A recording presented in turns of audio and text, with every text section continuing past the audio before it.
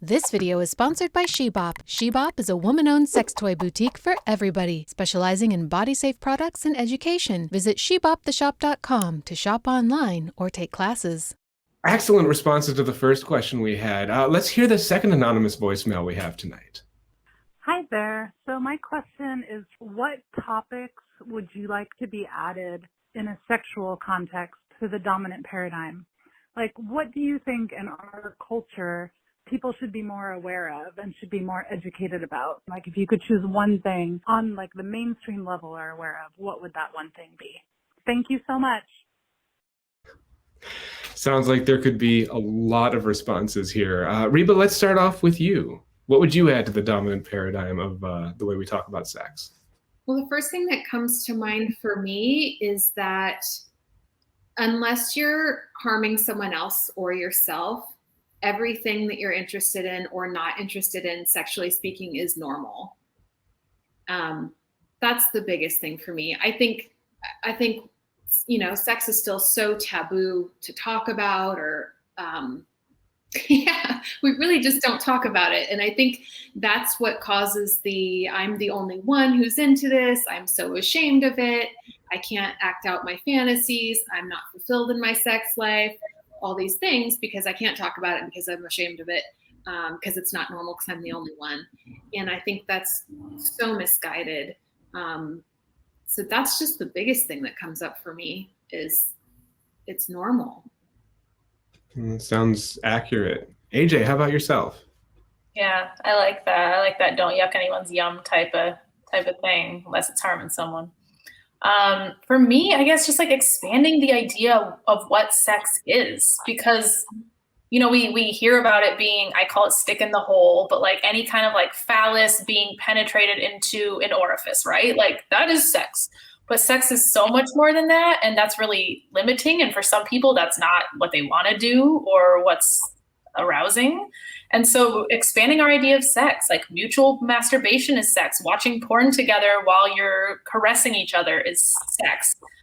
Oral is sex. Like squirting on each other's faces, that's sex. Like all of these different things are sex. Like just exchanging passionate energy where you're like vibrating on top of someone, that can be sexual, and it can all be really great. And so I just want people to expand their ideas of what sex needs to look like and take in the focus off the orgasm as being like what completes it. This whole idea of it just being like phallus, in-hole penetration done is just harming a lot of people in ways that are sometimes super bad and sometimes just like unfulfilling over and over and over again their whole lives. So just expanding what sex is and how we think about it. I love it. I love it. James, how about yourself? What would you add to the way we talk about sex? Man, I just love what AJ had to say. It reminds me of the time I first had tantric sex and there was no penetration and no ejaculation, but no physical one, but it was some of the best sex I ever had. But back to the question. I kind of want to revisit this idea of the whole person, of seeing everyone as a whole person. I'm a whole asexual person. I'm a person that, whatever people bring to the table, becoming active listeners, not just in the way we communicate verbally, but the way we communicate with our bodies and the way we communicate with our intention with one another. I think that is a very valuable thing. Something that came up in our last question that I want to bring in as well is this: we're not broken. There's nothing wrong with us, and we're not broken.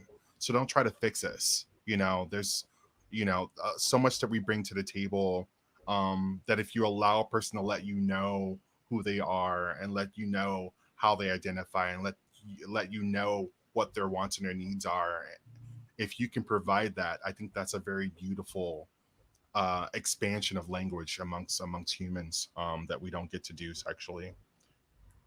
I love that. It reminds me of something I heard once, saying that we can transform the idea of asking what's wrong with you to framing it as what has happened to you, what has shaped you in your life to make you who you are, and that is who you are. Mm-hmm.